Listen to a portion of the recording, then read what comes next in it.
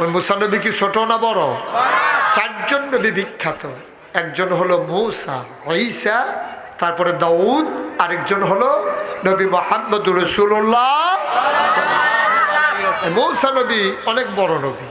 আল্লাহ তাবারক ওয়া তাআলা দুনিয়ার ভিতরে যত নবী পাঠিয়েছেন সবার মেজাজ মর্জি দিয়েছেন দুই রকম। একদল হলো জালালি, আরেক দল হলো জামালি। একদল হলো নরম, আরেক দল হইল গরম। সবচেয়ে গরম নবীর নাম হলো মূসা। সুবহানাল্লাহ বলবেন না? উনি খুব রাগী ছিলেন। কাসেসুল কোরআন, কাসেসুল আম্বিয়া, দুটা কিতাব আছে নির্ভরযোগ্য কিতাব। সেখানে এসেছে মূসা নবীর জীবনীতে এসেছে মূসা আলাইহিস সালাম যখন রাগ করতেন, ওনার এত রাগ ছিল তো ওনার গায়ের পশমগুলা এই তার কাটার মতো আলপিনের মতো দাঁড়াই যেত। আমাদের দেশে যত রাগী মানুষ হোক তে থরথরাইয়া কাফে মুহ কথা লাগে, ধমক দিতে লোকে তার ঠুটো বেড়াইয়া বাড়ি খেয়া লাগে না, এইরকম আছে। সেতের ঠেলা তার শৈল কাফে, গাল কাফে, চোখ বড় হয়, কপালও গাম জমে।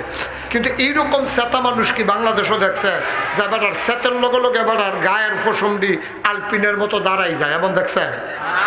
কথা কয় না। দেখলে কইবেন, নইলে না কইবেন, অসুবিধা কি? দেখছেন এরকম? এইরকম কোনো মানুষ নাই। কিন্তু মূসা নবী ছিল এইরকম।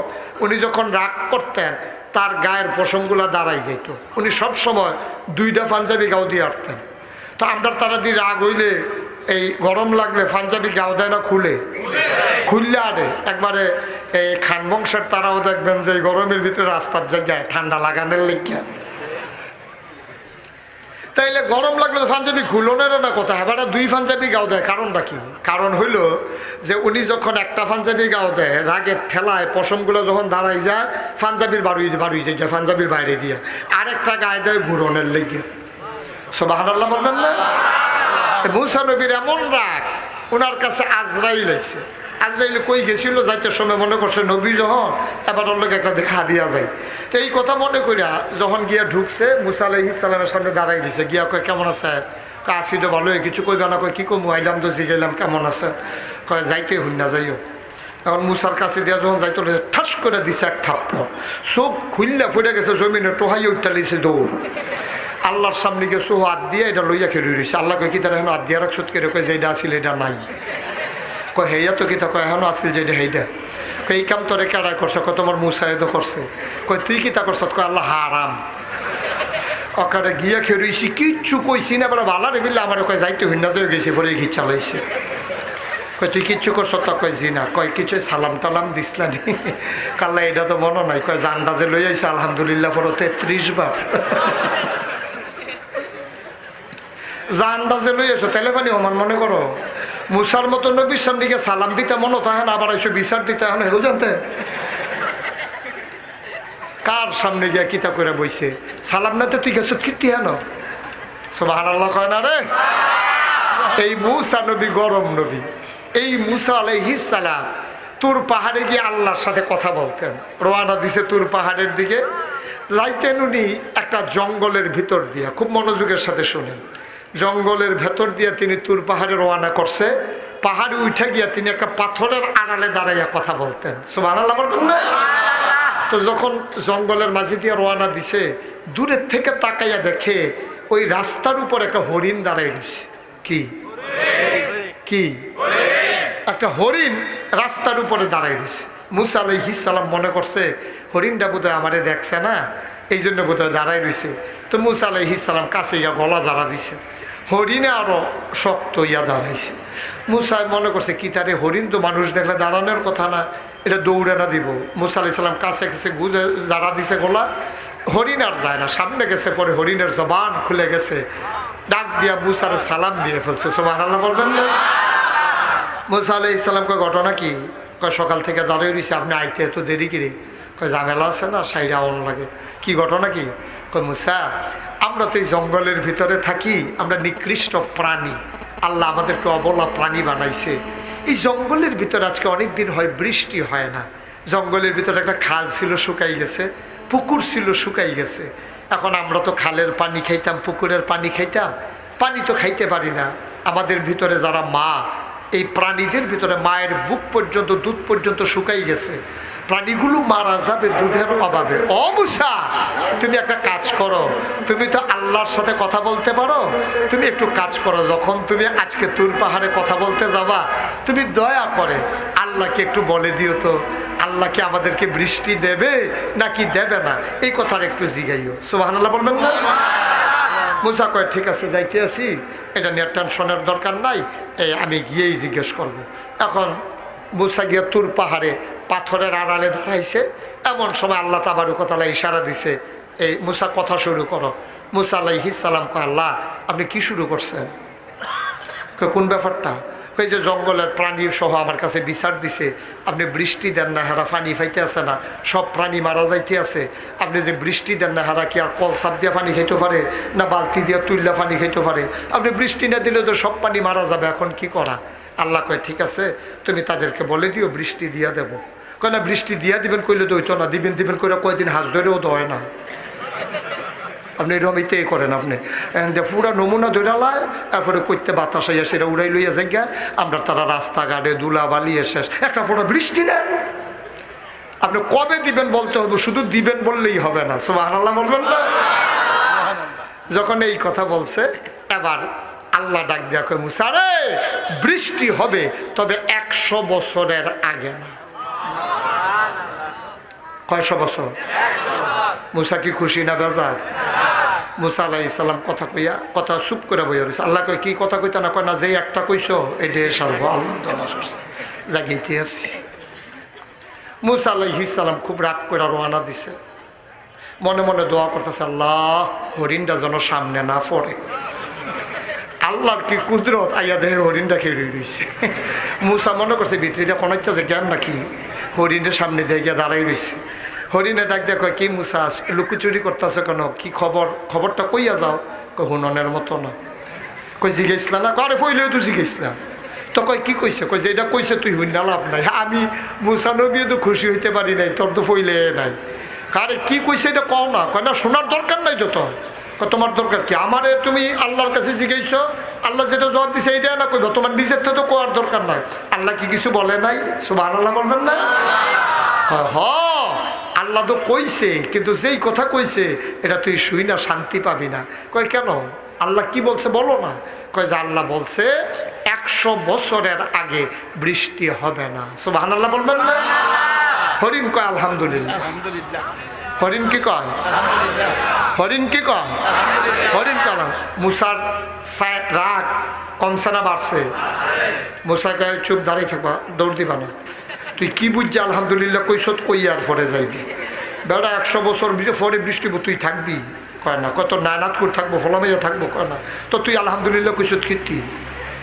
হরিণ ডাক দিয়া কয় ও মুসা, আমাদের প্রতি মায়া বেশি কি তোমার না আল্লাহর? কথা কয় না কার? ও মুসা, আমাদের প্রতি মায়া হইল বেশি আল্লাহর। তুমি এত মায়া দেখাইতে যাইও না। তুমি হইলা মুসা আর আমার আল্লাহ আমার রব্বে কারীম। তাফসীরের ভেতরে এসেছে আল্লাহ মায়াটাকে 100 ভাগ করেছেন, 99 ভাগ মায়া সবটা আমার আল্লাহ তার নিজের জন্য রেখে দিয়েছে। 99 ভাগ মায়া আল্লাহর কাছে, আর 1 ভাগ মায়া আল্লাহ 18,000 মাখলুকাতকে দিয়েছেন রে মুসা। এই 1 ভাগ মায়া পাইয়া তুমি এমনি মায়া আমারে দেখাও। 1 ভাগ মায়া একজনের অন্তরে আর কটুক পড়ছে, সামান্য একটু ছোঁয়াইছে, এটা পাইয়েই তুমি মায়া দেখাও। 99 ভাগ মায়া আল্লাহ তার নিজের জন্য রেখে দিয়েছেন। সুতরাং আল্লাহ মায়া করে বলেছে 100 বছরের আগে বৃষ্টি হবে না। শুনতে যেমনই শোনাক, হিসাব মিলুক আর না মিলুক, আমি বিশ্বাস করি আল্লাহর এই জবাবের ভেতরে কোনো না কোনো একটা লাভ আছে। এই জন্য আমি পড়ছি আলহামদুলিল্লাহ। মুসা মনে মনে কয় হরিণ বুঝলো, আমি তো বুঝলাম না, আমি তো আলহামদুলিল্লাহ বলতে পারলাম না। হরিণ তো ঠিকই আলহামদুলিল্লাহ বলল। মুসার মনটা বড় খারাপ, মাথা নিচু পিছু করে তার ঘরে ঢুকে গেলেন। মূসা ঘরে যাবেন, উঠানে যাওয়ার পরে দেখেন উত্তর পশ্চিম কর্নার অন্ধকার হয়ে গেছে। মৃদুমন্দ বাতাস শুরু হয়ে গেল, টিপ টিপ বৃষ্টির ফোঁটা শুরু হয়ে গেল। উঠান থেকে কোনো মতে দৌড়ে ঘরে ঢুকলেন। বৃষ্টির রিমঝিম বরিশন ধারা, একেবারে শুষ্ক জমিন, তপ্ত জমিন সুপ্ত হয়ে গেল। ধুলাময় পৃথিবী কত স্নিগ্ধ হয়ে গেল। গাছেরা মনে মনে হয় আনন্দে নাচতে শুরু করেছে। মূসা ডাক দেয়া কয়, আল্লাহ ও আল্লাহ, আমার এই শরমটা দিয়া কি লাভ হইল? তুমি কইলে 100 বছরের আগে বৃষ্টি হবে না, ঘর ঢুকতাম বললাম না, শুরু করাই লাইছো। এটা কইলে দইতো দিলা কি আল্লাহ, কইলেই বা কি আল্লাহ বুঝলাম না। আল্লাহ ডাক দেয়া কয়, মূসা রে, মূসা 100 বছর পরেই বৃষ্টি হওয়ার কথা ছিল, কিন্তু এটা শোনার পরে হরিণ যখন বলছে আলহামদুলিল্লাহ আলহামদুলিল্লাহ শোনার কারণে আমি আল্লাহর প্রেমের দরিয়ায় ঢেউ শুরু হয়ে গেছে।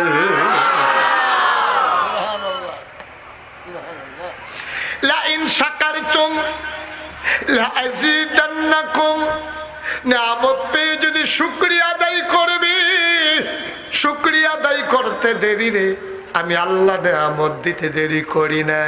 হরিণ যখন বলছে আলহামদুলিল্লাহ, আমি মিকাইলকে ডাক দিয়া বললাম, মিকাইল, যাদের এখন পানির দরকার তারা শুনলো বৃষ্টি হবে 100 বছর পরে। শোনার পরে আমি আল্লাহর ফায়সালা মানতে গিয়া কয় আলহামদুলিল্লাহ। যে হরিণ 100 বছর পরে বৃষ্টি হবে শুনে আলহামদুলিল্লাহ কয়, যা যা যা, আমি আল্লাহর কুদরতে ও এলাকার উপর দিয়া 100 বছর পরের বৃষ্টিটারে আগাইয়া এই মুহূর্তে বৃষ্টি দিয়া দে। আল্লাহ পারে নাকি পারে না? আল্লাহর এই ক্ষমতা আছে নাকি নাই? আল্লাহ কয়, বান্দারে শব্দ আমিয়ে দিলাম, তোরে আমি মানুষ বানাইলাম, নিয়ামত দিয়ে তোরে ভরপুর করে দিলাম, মাথার উপরে আকাশ দিলাম খুঁটি ছাড়া, জমিন দিলাম তোরে সমতল করে। ও বান্দা, তোর জন্য আমি কি না দিলাম। পৃথিবী যেন হঠাৎ করে নড়ে চড়ে না ওঠে, কেঁপে কেঁপে যেন ধ্বংস হয়ে না যায়। জায়গায় জায়গায় আমি পেরেক মেরে দিলাম। তুমি যদি বলো পেরেক কই, আমি বলবো মাটির নিচে। তুমি যদি বলো পেরেকের মাথা কই, আমি বলবো খাগড়াছড়ি, বান্দরবন, রাঙ্গামাটি, ময়নামতি ক্যান্টনমেন্ট। তুমি ঘুরে ঘুরে দেখো ওই যে বর্ডার বেল্টে পাহাড়ের সারি, আল্লাহর কোরআন কয় এইগুলা পাহাড় না, এইগুলাই হইল পেরেকের মাথা। আমি আকাশ দিলাম খুঁটি ছাড়া, জমিন দিলাম সমতল করে, পেরেক মেরে খুঁটি বানিয়ে দিলাম, পাহাড় দিলাম পেরেকের মাথা করে। ও বন্ধু, তোমাদের পাশে দিয়ে কুলু কুলু বেগে বয়ে যাওয়া নদী, নদীর ভিতরে পানি, পানির ভিতরে মাছ, নদীর কিনারে গাছ, গাছের ভেতরে ফুল, ফুলের পরে ফল। ও বন্ধু, নারিকেল গাছের মাথায় ডাব, ডাবের ভেতরে শরবত, আখের ভেতরে রস, সিজনালি ফল সব আমি তো দিলাম। কও সুবহানাল্লাহ। শব্দ আমি দিলাম রে বাল্লা, শব্দ আমি দিলাম, শব্দ আমি দিলাম রে বাল্লা। তোরে আমি এত কিছু দিলাম, এত সোনার মানুষ বানাইলাম, তোরে আমি আকল দিলাম, জোড়ায় জোড়ায় বানাইয়া স্বামী স্ত্রী বানিয়ে দিলাম। সেই জায়গা থেকে তোরে আমি সন্তান দিলাম, মধুর মিলনের ব্যবস্থা করে দিলাম। বাবার পিঠ থেকে, মায়ের বুক থেকে 2 ফোঁটা সাদা পাক পানি সবেগে নির্গত হয়ে মায়ের ইন্টেন্সিভ কেয়ার, মায়ের সুরক্ষিত দুর্গরা হেমের ভিতরে এক করে দিলাম। মেডিকেল সায়েন্স বলে, অবন্ধু চিকিৎসা বিজ্ঞান বলে, 2 ফোঁটা নাপাক পানির ভিতরে থাকে শুক্রাণু আর ডিম্বাণু। পুরুষের নাপাক পানির ভিতরে শুক্রাণু, মহিলার নাপাক পানির ভিতরে ডিম্বাণু। অবান্না তোরে আমি কি দিলাম? ওই 2 ফোঁটা নাপাক পানি একসাথে করে মায়ের ইন্টেন্সিভ কেয়ার, মায়ের রেহামের ভিতরে একসাথে করে দিলাম, জীবনের পয়দা করে করে দিলাম, ফোঁটা পানি রক্ত বানিয়ে দিলাম, রক্তের ফোঁটা গোশতের টুকরা বানিয়ে দিলাম, প্রলম্বিত করে দিলাম, হাত পা নাক কান চোখ মুখ দিলাম, গোশতগুলো চামড়া দিয়ে প্যাকেট করে দিলাম, হাড্ডির একটা স্ট্রাকচার বানিয়ে দিলাম, ওই কঙ্কালকে আমি গোশত দিয়ে ঢেকে চামড়া দিয়ে প্যাকেট করে ওই আঙ্গুল যেন তুমি নাড়াতে না পারো, চোখের পলক যেন তুমি ফেলতে পারো, এই জন্য তোমার মাথা থেকে পায়ের তালু পর্যন্ত রগরেশা ফিট করে দিলাম।